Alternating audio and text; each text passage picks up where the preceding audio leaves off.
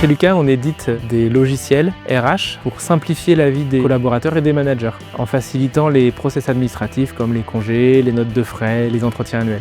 Chez Lucas, on est 800. Il y a 300 personnes à Paris, 300 personnes à Nantes et une cinquantaine à Marseille et puis quelques sites à l'international.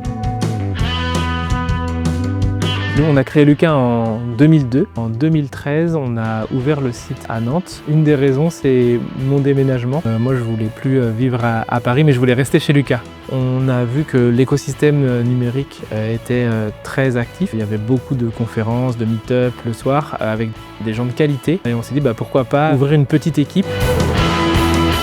Il y a la qualité de vie à Nantes qui se fait ressentir assez vite. Ne serait-ce que dans l'accessibilité des logements ou la mobilité. Là, nous, on a un site qui est juste à côté de la gare avec un parking de 1500 places de vélo. 80% des collaborateurs qui habitent pas très loin, ils viennent à vélo le matin. Puis pour le 20% restant, ils prennent le train, ils sont à la mer ou dans le vignoble.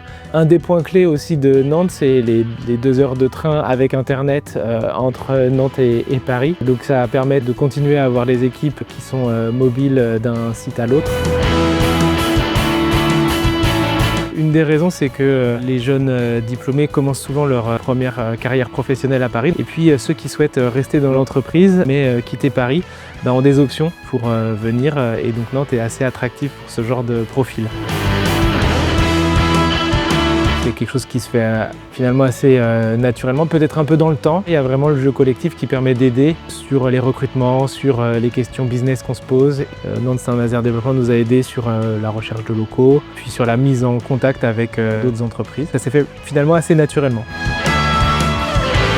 Et la créativité, ça se voit un petit peu dans les rues, dans les festivals qu'il peut y avoir. Et ça se voit aussi dans l'écosystème d'entrepreneurs où c'est assez bonne ambiance.